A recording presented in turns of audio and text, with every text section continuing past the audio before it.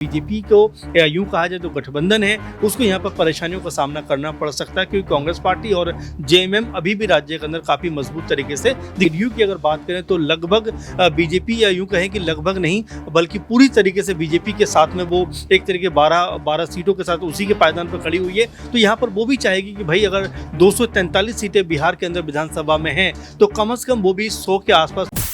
नमस्कार, मैं नाज़मीन खान और आप देख रहे हैं SPN 9 न्यूज। बिहार के मुख्यमंत्री नीतीश कुमार की एनडीए से 3 मांगे थी। मांग थी कि बिहार को विशेष राज्य का दर्जा मिलना चाहिए। मांग थी कि नीतीश कुमार के नेतृत्व में बिहार का चुनाव लड़ा जाना चाहिए और एक और आखिरी मांग थी कि नीतीश कुमार की पार्टी जनता दल यूनाइटेड झारखंड के विधानसभा चुनाव में भी अपनी किस्मत आजमाती हुई नजर आएगी। लेकिन एनडीए की तरफ से जहां देखा जाए तो बिहार को विशेष राज्य के दर्जे की मांग को खारिज कर दिया गया। नीतीश कुमार के नेतृत्व में चुनाव लड़ाने को लेकर अभी तक फैसला नहीं लिया गया, ना ही सहमति बनती हुई भारतीय जनता पार्टी की तरफ से नजर आ रही है। वहीं तीसरी मांग नीतीश कुमार की कि झारखंड में भी जनता दल यूनाइटेड चुनाव लड़ेगी, तो इसी आधार पर अब नीतीश कुमार ने सीटों की डिमांड भी कर दी है। नीतीश कुमार ने कहा है कि उनकी पार्टी झारखंड में 11 सीटों पर चुनाव लड़ती हुई देखी जा सकती है। ये मांग रखी है, लेकिन अभी तक फैसला नहीं हो पाया है।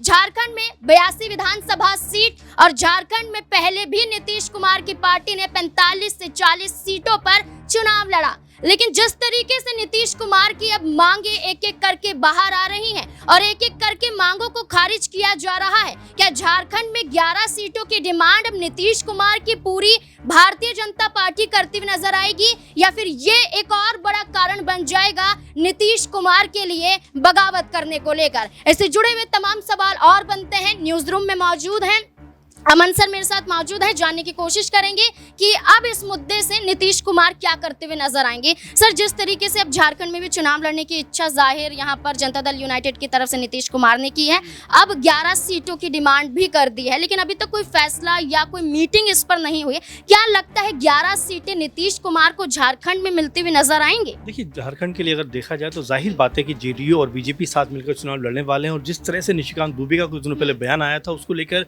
जेडीयू ने काफी तगड़ी उसके ऊपर आलोचना की थी, और इसको लेकर भी ऐसा लगा कि बीजेपी और जेडीयू के अंदर यहाँ पर तनातनी का माहौल बन सकता है। अब देखिए, झारखंड में अभी फिलहाल अगर देखा जाए तो कांग्रेस और एक तरीके से जेएमएम की गठबंधन वाली सरकार है, और यहाँ पर क्या बीजेपी और जेडीयू कोई प्रभाव छोड़ने में कामयाब रह पाएंगे, ये अपने आप में बड़ा सवाल है। और दूसरी बात की देखिए, झारखंड को लेकर वैसे भी जिस तरह हेमंत सोरेन को जेल के अंदर बंद किया गया, उसके बाद से सारी स्थिति ये बनती हुई नजर आई कि जो आदिवासी मुख्यमंत्री हैं उनके खिलाफ बीजेपी एक तरीके से पूरा षड्यंत्र चला रही है। एक तरीके से उनको जेल के अंदर बंद करके कहीं ना कहीं जेएमएम की जो ताकत है उसको खत्म करना चाहते हैं। और जो एक कारण और भी नजर आता है कि जो लोकसभा चुनाव के परिणाम सामने आए वो भी ऐसे परिणाम नहीं है जिसको लेकर ये कहा जाए कि बीजेपी ने वहां पर कोई बहुत बड़ा अचीवमेंट किया है, बल्कि उनकी सीटें वहां पर कम हुई है, क्योंकि पहले 11 सीटें थी, अब उनके पास 8 सीट रह गई। तो आप देख सकते हैं कि विधानसभा चुनाव आते आते यहाँ पर बीजेपी को यूं कहा जाए तो गठबंधन है, उसको यहाँ पर परेशानियों का सामना करना पड़ सकता है, क्योंकि कांग्रेस पार्टी और जेएमएम अभी भी राज्य के अंदर काफी मजबूत तरीके से दिखाई पड़ रहे हैं। सर, जिस तरीके से नीतीश कुमार की बात की जा रही है, हम बिहार में जीतन राम मांझी की बात कर लें तो जीतन राम मांझी ने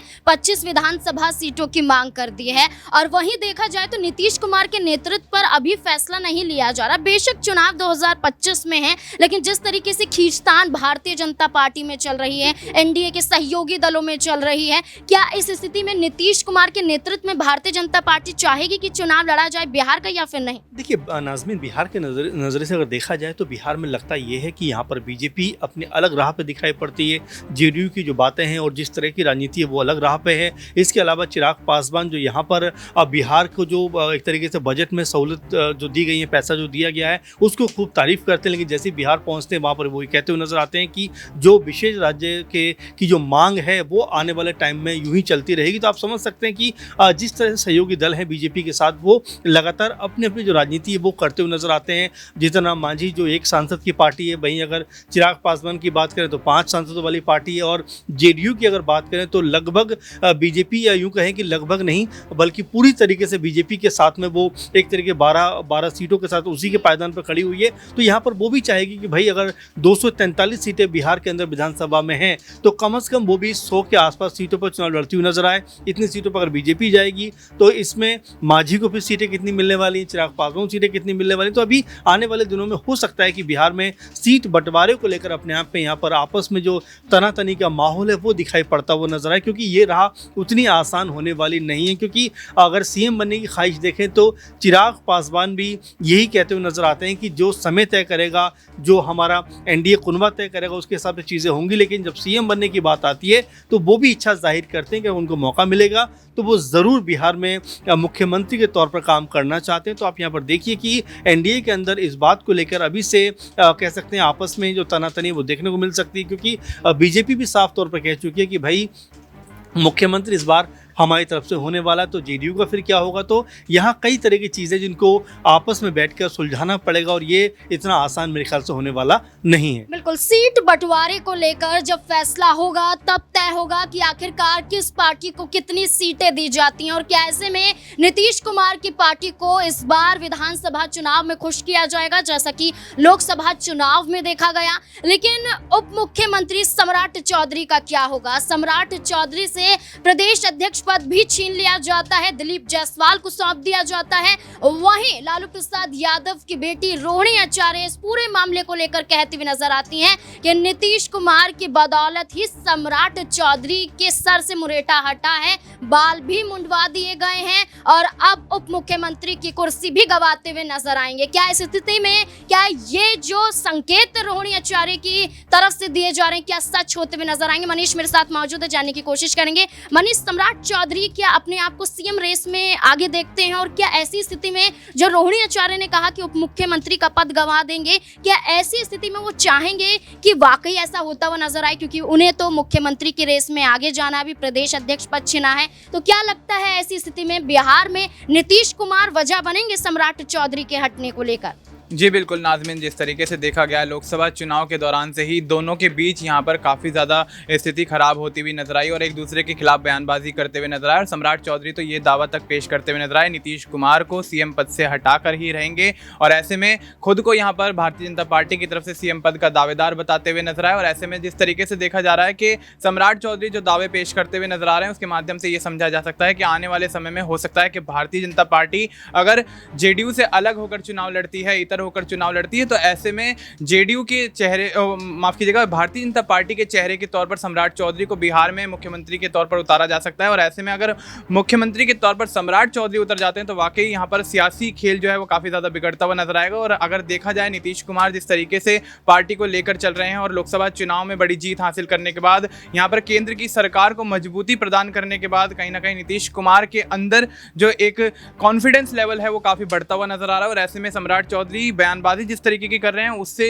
इतर हटकर नीतीश कुमार अपनी तैयारियों में जुटे हुए हैं 2025 के विधानसभा चुनाव को लेकर, और जिस तरीके से वो उनको हटाने की बात कहते हुए नजर आ रहे हैं, जहां तक मुझे लगता है कि वो कहीं ना कहीं निराधार साबित होंगे। और ऐसे में दिलीप जायसवाल को अध्यक्ष पद सौंपा जाना तो हो सकता है कि आगे यहाँ पर नीतीश कुमार के मुख्यमंत्री बनने के बाद दोबारा अगर नीतीश कुमार मुख्यमंत्री यहाँ पर बन जाते हैं तो सम्राट चौधरी को वाकई यहाँ पर हो सकता है कि उप मुख्यमंत्री पद का जो कुर्सी है वो कहीं ना कहीं गंवानी पड़ सकती है। चिराग पासवान का जिक्र कर लेते हैं। चिराग पासवान ने तो ये तक कहा था कि मैं खुद चाहूंगा कि नीतीश कुमार के नेतृत्व में बिहार में विधानसभा का चुनाव लड़ा जाए, लेकिन वही चिराग पासवान के जरिए अगर हम बात करें तो पासवान समाज का विरोध प्रदर्शन बिहार में अब नीतीश कुमार को घेरता हुआ नजर आ रहा है। जहां चिराग पासवान आश्वासन देते हैं कि पासवान समाज के साथ हैं और उन्हें हक दिलवा कर रहेंगे, तो क्या ऐसे में नीतीश कुमार के खिलाफ उतरेंगे या ऐसे में एनडीए से बगावत कर जाएंगे चिराग पासवान? ये भी बड़ा सवाल बनता है। दिनेश मेरे साथ मौजूद है, जानने की कोशिश करेंगे।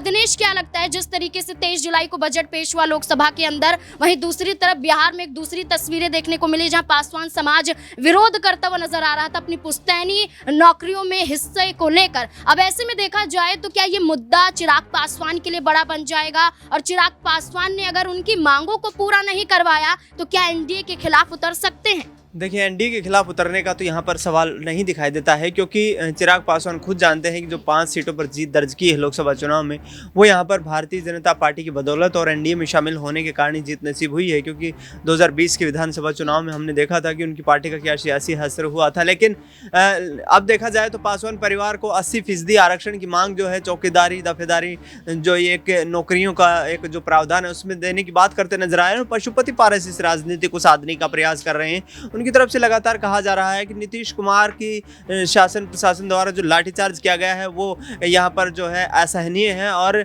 लगातार हमारी मांग रही है और मांग को बिहार सरकार को मांगना चाहिए। लाठीचार्ज जो है किसी भी प्रदर्शन का जो है अंतिम यहाँ पर निर्णय नहीं है और इस तरीके से प्रदर्शन को दबाया नहीं जा सकता है। तो वाकई में चिराग पासवान अभी शांत दिखाई दे रहे हैं, लेकिन यहाँ पर पशुपति पारस कहीं ना कहीं दबाव बनाने का प्रयास करेंगे, क्योंकि उस वोट बैंक को कैप्चर करना है।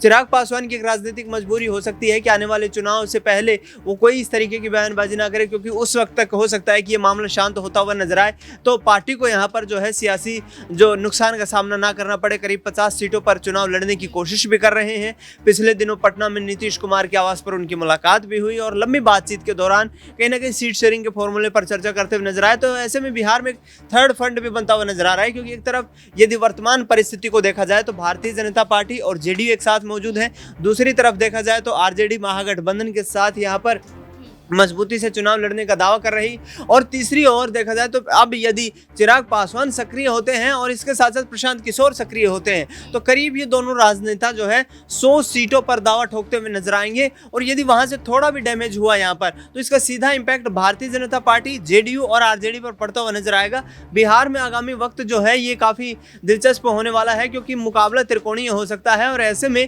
आने वाले वक्त में मुश्किलों का सामना यहाँ पर तमाम उन बड़े दिग्गज दलों को करना पड़ सकता है जो बिहार की सियासत पर पिछले 40 सालों से राज करते हुए आ रहे हैं। बिल्कुल, यहाँ पर अगर देखा जाए तो यही स्थिति है कि कई पार्टियां हैं बिहार में, कई चेहरे हैं बिहार में, लेकिन सहमति कैसे बनती हुई नजर आएगी। अभी तो सीट बंटवारे को लेकर भी फैसला होना है। सभी अपनी मांगों को आगे रखते हुए नजर आ रहे हैं। जहां जीतन राम मांझी 25 सीटों की बात करते हैं, वहीं चिराग पासवान की बात करें तो 50 से ज्यादा सीटों पर जिक्र यहाँ पर होता है। नीतीश कुमार की पार्टी 100 से ज्यादा सीटों की मांग करती हुई नजर आई। वहीं भारतीय जनता पार्टी क्या फैसला लेगी, अब यही निर्भर करता है कि एनडीए की मीटिंग क्या जल्द होगी या फिर इस मुद्दे में नीतीश कुमार कोई बड़ा फैसला लेते हुए नजर आएंगे। इस मुद्दे को लेकर आपकी क्या राय कमेंट सेक्शन में जरूर बताएं।